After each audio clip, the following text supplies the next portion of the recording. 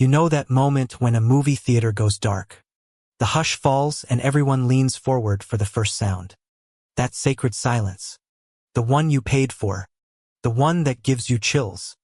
Well, imagine it being ripped apart. Shredded.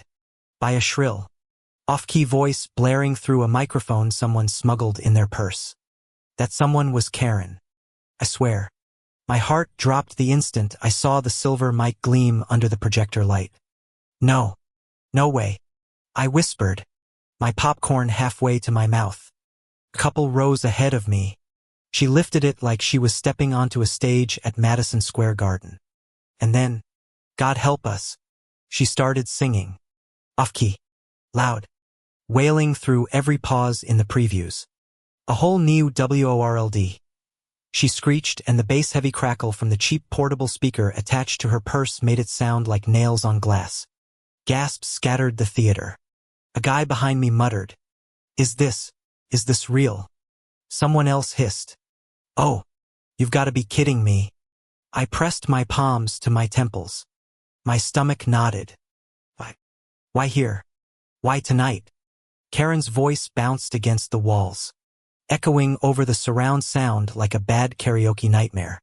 She was loving it. Her eyes closed, chin tilted up, trembling like she was possessed by the ghost of a washed-up diva. They can't stop me. She actually shouted between verses, as if we were her audience. Oh, God. I groaned, slumping in my seat. People shuffled uncomfortably. A mom with 2 kids grabbed her bag and hissed, Let's go. Sweeties. You could hear the exasperated sighs, the groans, the popcorn bags rustling as half the theater debated leaving before the movie even started. And Karen reveled in it. This is MY right. I paid for my ticket. You don't own silence. She barked into the mic when a man near the aisle told her to stop. The words rang sharp, angry, almost feral. Her voice cracked, but she didn't care. She swung her arm like a conductor, daring anyone to challenge her. And then, the moment of collective heartbreak. The movie began. The studio logo lit the screen. The room darkened. We waited, hoping she'd stop. Instead, she started harmonizing, badly, with the orchestral score. I closed my eyes. Please. No. Every boom of the soundtrack was overpowered by her nasal screech. Leia. She trilled randomly, pretending to match pitch. The audience groaned in unison, a wave of fury rumbling like thunder. Someone threw a kernel of popcorn. Another hissed, Shut up. She only smirked, gripping the mic like it was a weapon. And then came the first big twist. A teenager in the front row. Skinny kid. Baseball cap backward. Pulled out his microphone. Yes. Apparently, this had become a full-blown showdown. He stood up, clicked it on and blasted. Boo! Into the echo chamber. The audience erupted in laughter and claps. The first glimmer of hope. Karen froze, eyes bulging. What? You little brat. She snapped. But the kid grinned, bowing dramatically. Ladies and gentlemen, this is karaoke night now. His voice boomed, mocking her. Next up, Karen, the queen of off-key. The crowd cheered him on. My heart leapt. Finally, someone had flipped the script. But Karen, she wasn't backing down. Her nostrils flared. She barked into her mic. This is harassment. I'm an artist. Then she launched into another verse. Shriller. Angrier. The speakers clipped with static. I swear. The walls shook from the combined horror of her vocals and the audience's groans. By now, ushers had slipped in, whispering into radios, glancing nervously at the growing chaos. A couple people whipped out phones. Recording. The whispers spread. Post it. Post it now. TikTok. Instagram. YouTube. The storm was already brewing. Karen saw it. She saw the little red recording lights aimed at her face and instead of shame, she doubled down. Her lipstick-smeared grin widened. She screamed into the mic, "I'm going viral." That's when the boos turned to jeers. People stamped their feet, clapped in mock rhythm, chanted, "Sakurity, Sakurity." The sound was deafening, a mob chorus rattling the theater. I swear my chest vibrated with every stomp. Karen panicked, her voice cracking. "Stop! Stop!" But she was drowned out. The crowd had flipped. The prey had turned predator. And then, like a wolf pack sensing weakness, the chants crescendoed until the side doors burst open.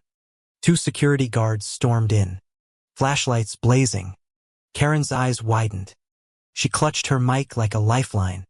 "No, no, you can't touch me," she shrieked, spinning to face the crowd.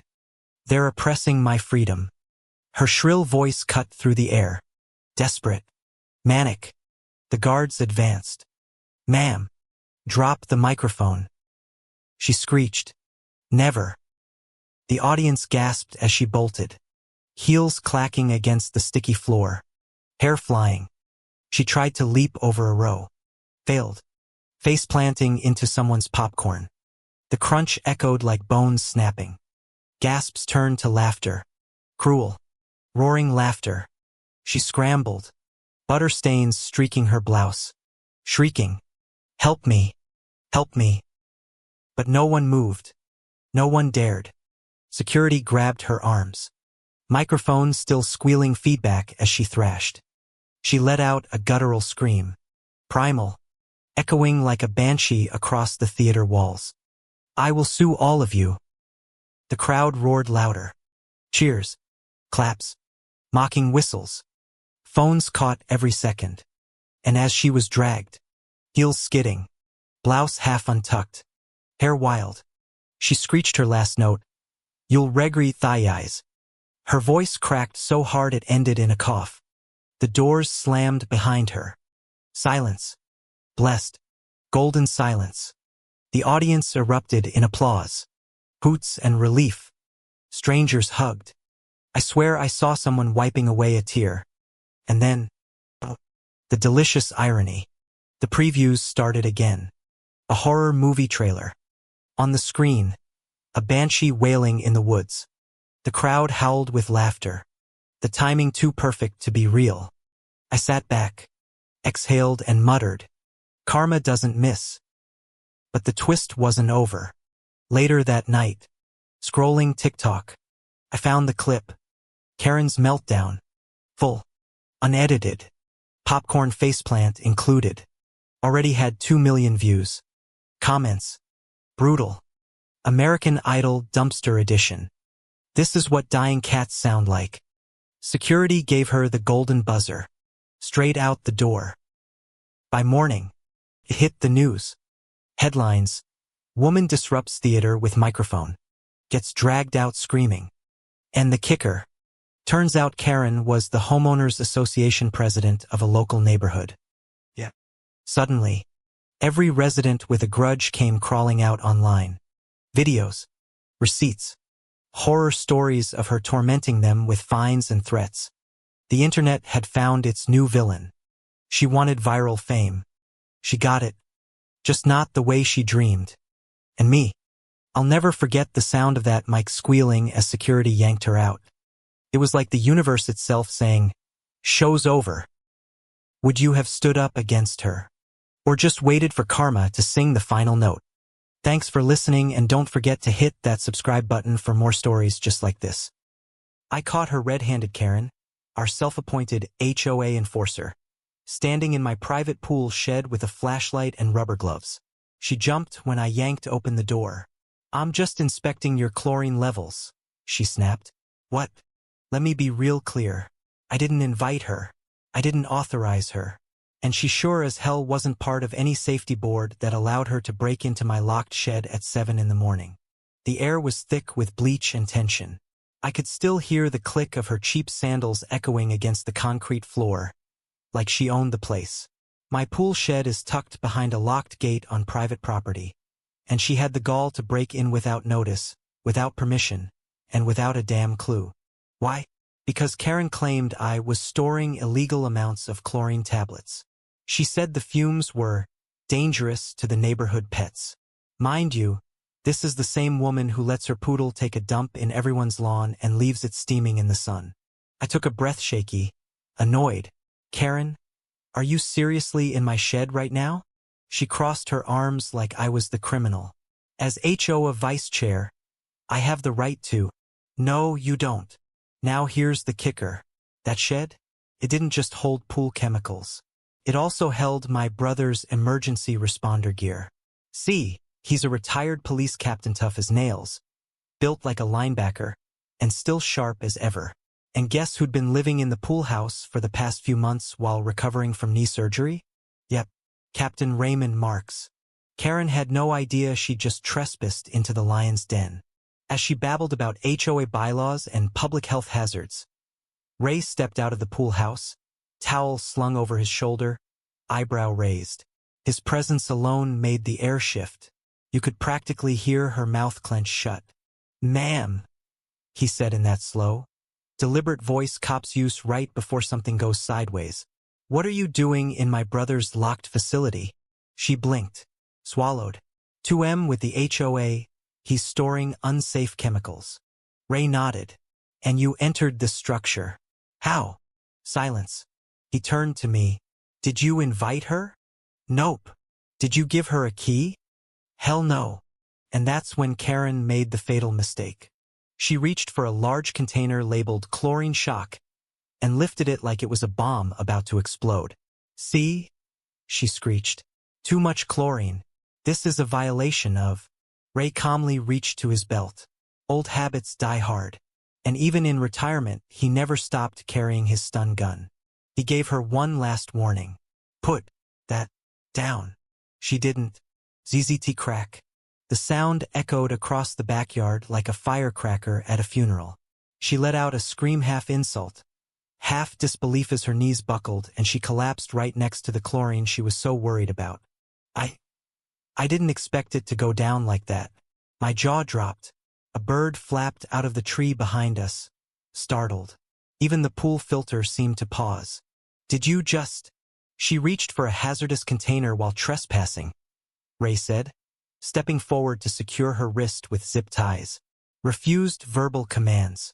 I've got it on camera." Because of course there were cameras. We installed them after the last time Karen let herself into our backyard to measure fence height violations. Karen laid there, groaning. Her permed hair flattened against the concrete like overcooked ramen. The smell of chlorine mingled with burned ego. And I swear this was just the beginning.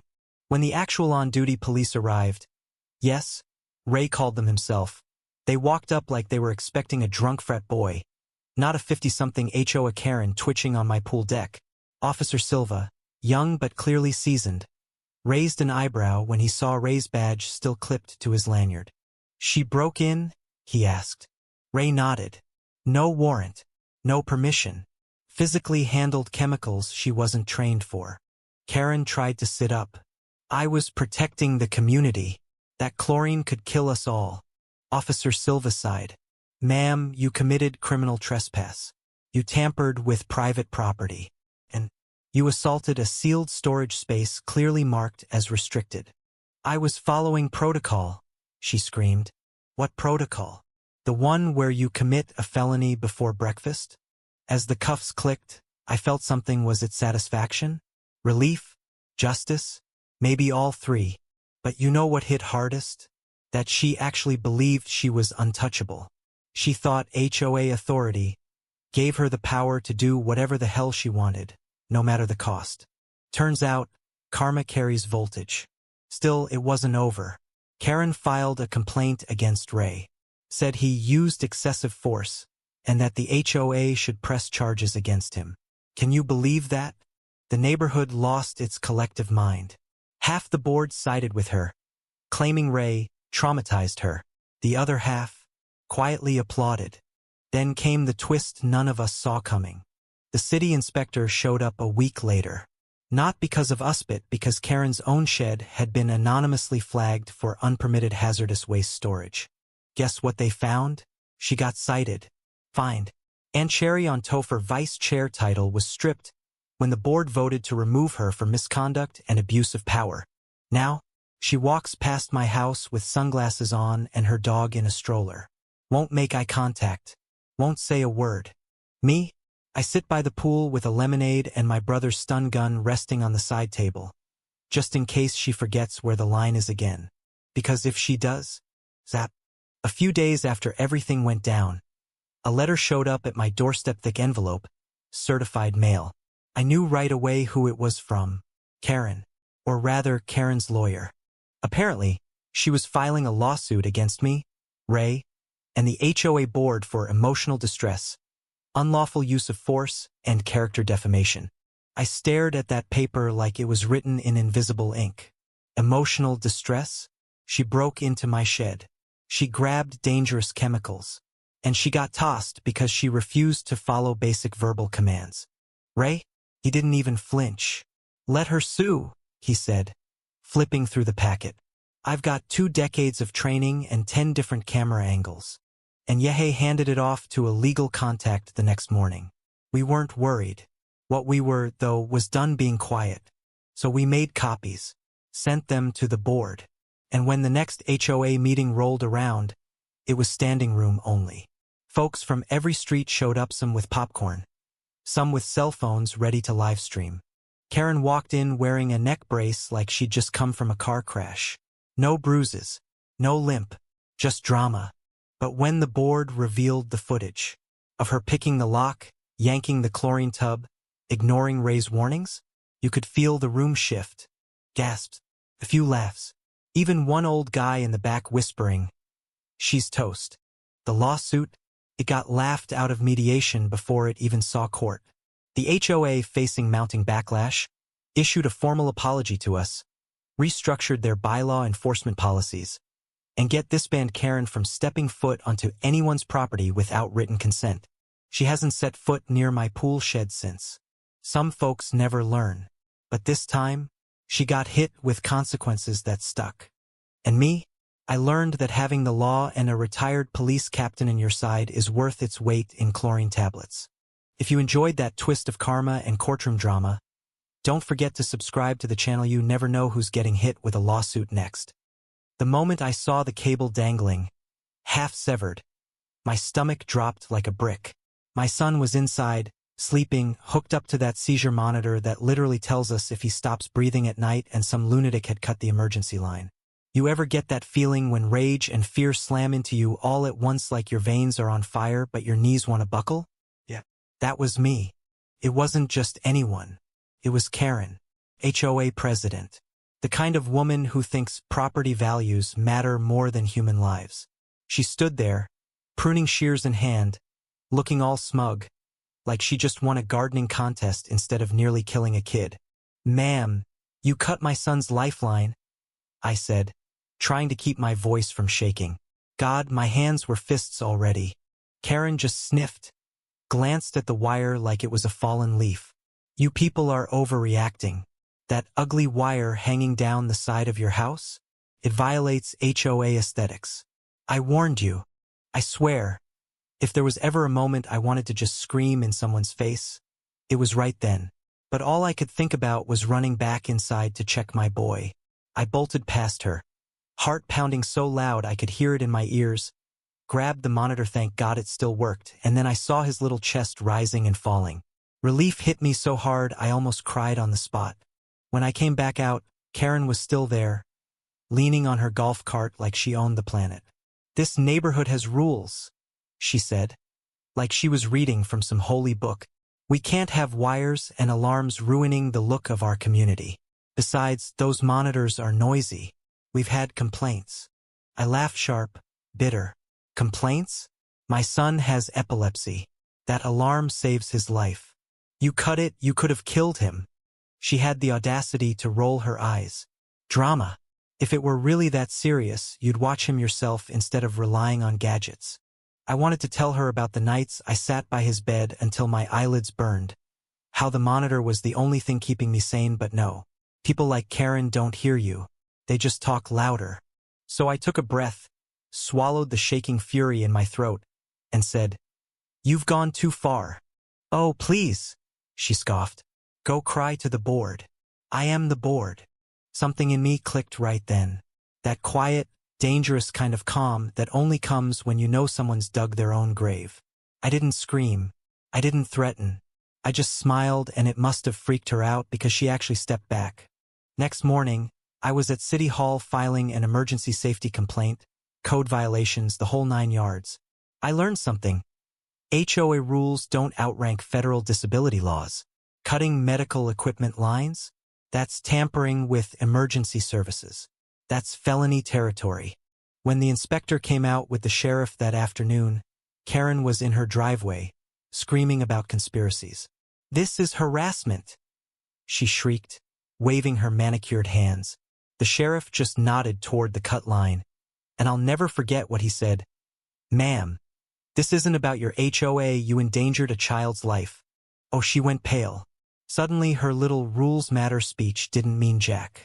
They cited her on the spot, fined her HOA for negligence, and served her with a court summons. But Karen being Karen, she still couldn't shut up. They're exaggerating, she yelled as they cuffed her. The kid's fine. No one got hurt. And right then, my son Tiny, brave little thing, stepped out onto the porch holding his stuffed bear. Mommy, is she the reason my machine beeped last night? He asked. You could feel the air go heavy. Even the sheriff stopped writing. Karen stammered, her face red as hell, but no words came out. I knelt down, hugged my boy, and said loud enough for everyone to hear, "Yes, sweetie." She thought wires were more important than you. The cameras caught it all. Neighbors filming, reporters sniffing drama like sharks. By evening, it was viral. HOA Karen, the woman who cut a sick child's medical monitor. News anchors replayed that porch scene over and over, her standing there with those shears looking like Cruella de Vil in a polo shirt. And here's the twist nobody saw coming while Karen was out on bail. The HOA board she ruled over like a queen voted her out. Unanimous. Even her best friend Linda flipped. They said they were shocked by her behavior. Please, they just didn't want the heat. When Karen tried to fight it, showing up at meetings like a rabid dog, city officials hit her with a restraining order. She can't even drive past my house now without risking jail time. The day we installed a new, tamper-proof line with the sheriff watching, Karen stood across the street, screaming about her reputation being ruined by liars.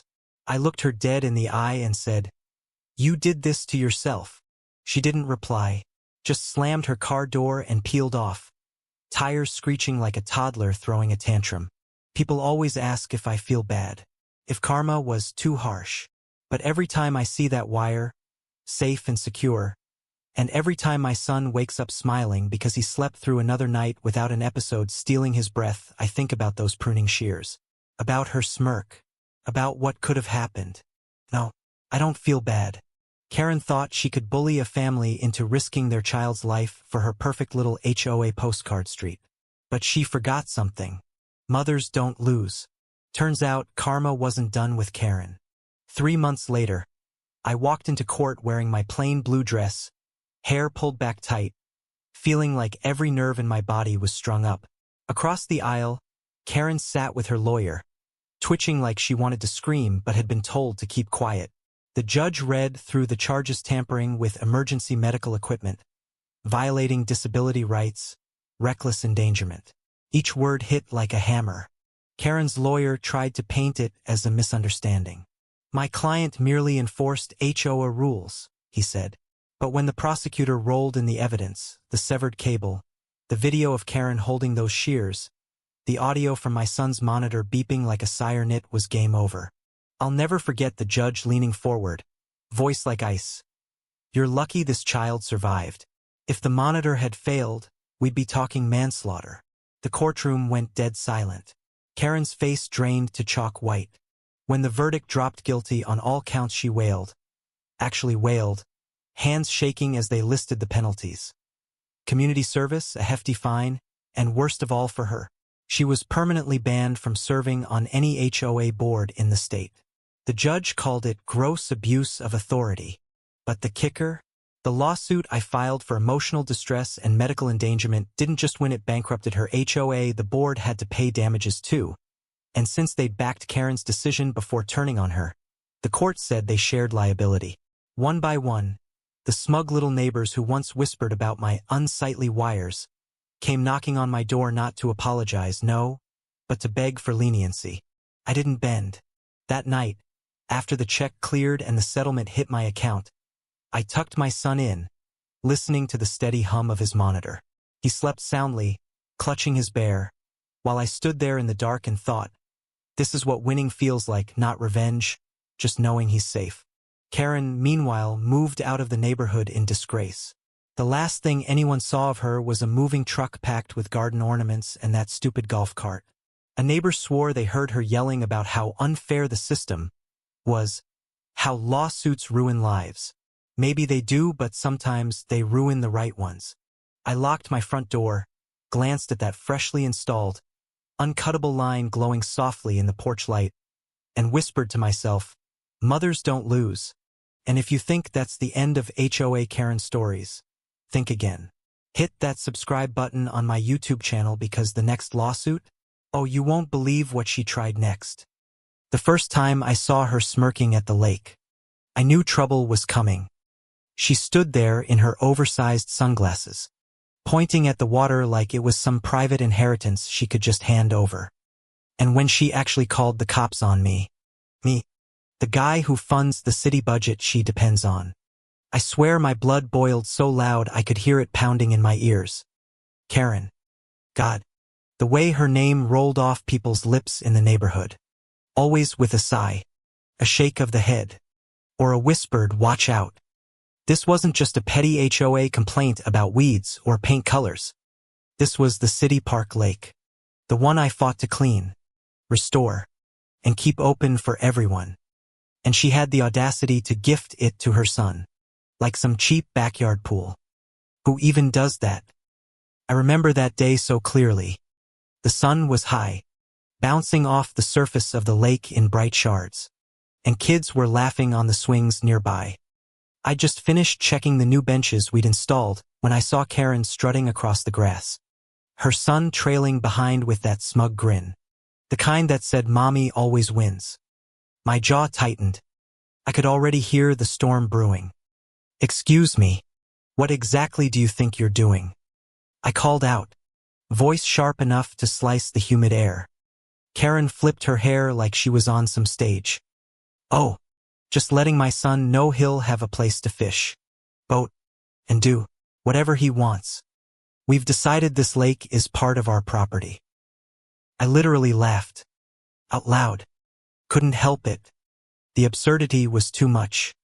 Your property. This is city land. Karen. This is a public park. Her eyes narrowed. Not anymore. We're transferring it. The HOA board agrees. That's when I knew she'd crossed into insanity. Or maybe just arrogance so thick it choked her common sense. Because little did she know, every HOA budget request, every tiny grant, every landscaping invoice ran across my desk at City Hall. She was claiming territory without realizing I held the keys to her kingdom. But before I could even lay that truth bomb, she pulled out her phone. That smug little click of her nails against the glass. She dialed the cops. Yes, officer. I need you at City Park Lake. There's a man trespassing. Being aggressive. Trespassing. Me. On my own project. My voice caught in my throat. Somewhere between disbelief and fury. Kids had stopped playing. Parents glanced over. Concerned. And when the sirens wailed faintly in the distance, I felt a pit open in my stomach. Not fear. No, it wasn't fear. It was the anger of knowing I had to stand there, calm, while she painted me as the villain. The officers arrived, their car crunching gravel. Karen ran to them, waving dramatically, her son fake pouting like some actor in a bad commercial. That's him. He's harassing us, trying to keep us off our own lake. I almost choked. My lake. Our city's lake. I stepped forward, Hands raised. Voice steady but hot with fury. Officers. My name is Daniel Ruiz. I'm the city budget director. This lake is public property. I personally oversee the funds that maintain it. She's lying. One of the cops squinted at me. The other side, like he already knew who the real problem was. Karen, of course, kept shrieking, waving her arms, trying to drown out reason with volume. The kind of shrill pitch that makes bystanders cover their ears. And then, the twist. The second officer leaned toward me and whispered, "Honestly, sir, we've had calls about her before." His tone carried a weight. "We know." That's when it clicked. This wasn't just me. Karen had been pulling her power tricks on everyone. Neighbors, city staff, even police. My chest loosened with something close to relief. Finally, I wasn't the only one sick of her games. Still, she kept raving. "Arrest him. He's dangerous." Her son chimed in with a fake sob. Pathetic. I turned, locking eyes with her. "Karen, you just made the biggest mistake of your life." My voice dropped, almost a growl. "You just declared war on the man who signs off on every dime of your HOA's funding." Her face froze, color draining. A stutter escaped her lips. Wait. What?" The cops exchanged a glance. Parents around us murmured. The tide was shifting, and she could feel it. That night, I sat at my desk in City Hall. Papers spread out like a battlefield. Every HOA request for the past 2 years. New pool tiles, landscaping contracts, maintenance schedules, all funded through grants I approved. I traced the signatures with my pen. Tapping, tapping, each stroke of ink like a war drum. She thought she could steal my lake. Fine. Let her HOA starve. I filed motions, froze budgets, flagged mismanagement concerns. Oh, the sweet sound of a budget freeze letter printing from the machine. It was the click of destiny. Days later, the fallout began. Contractors pulled out. Pool repairs halted. Trash piled up at their community park. Residents stormed the HOA meetings, voices rising in angry waves. And Karen, queen of fake smiles, was drowning in it. But she wasn't done yet. No, Karen doubled down. She marched into City Hall, heels clicking like gunshots, and slammed her manicured hands on my counter. "You can't do this," she hissed. "We'll sue." I leaned back, folding my arms. "On what grounds?" "You called the police on a city official, tried to seize public land, and fabricated claims. You want to bring that into court." I leaned closer. "Please, do it." Her mouth opened, closed. No sound. Just that choking silence of a woman who realized her empire was made of sand. But fate wasn't done dealing her blows. One evening, I got a call from a contractor. Apparently, her gifted lake plan wasn't just arrogance. It was corruption. She tried to arrange under-the-table deals to sell lake access permits to her son's company. It was fraud. Pure fraud. I sat back in my chair, staring at the ceiling, laughter bubbling up. "Oh, Karen, you've buried yourself." The next HOA meeting was chaos. I didn't even need to show up. Residents screamed about lost amenities, wasted dues, police reports, fraud allegations. Her son slunk out the back, face pale, while Karen tried to shout over the fury. "It's not my fault. It's the city. It's him." And right then, the cops arrived again. This time not for me. The same officers stepped in, their voices cutting through the storm. "Ma'am, we need to speak with you about fraudulent activity and misuse of HOA funds." You should have seen her face. That perfect mask shattered into panic. Sweat, stammering, gasps filled the room. Her reign was over. I walked past the crowd later that night, the cool breeze off the lake brushing my face. Families were back at the park. Kids laughing again. The water shimmering under the moon. I let out a long sigh, shoulders finally easing. Justice. Sweet, raw justice. But deep inside, I wondered, how many more Karens were out there? How many others thought they could bully and seize what wasn't theirs, until someone like me pushed back? The fight wasn't just about a lake. It was about power, about arrogance meeting its reckoning. And this reckoning had a name: lawsuit. Thank you for listening. If you enjoyed watching Karen's downfall, don't forget to hit that subscribe button on my YouTube channel, because the next lawsuit story will be even wilder.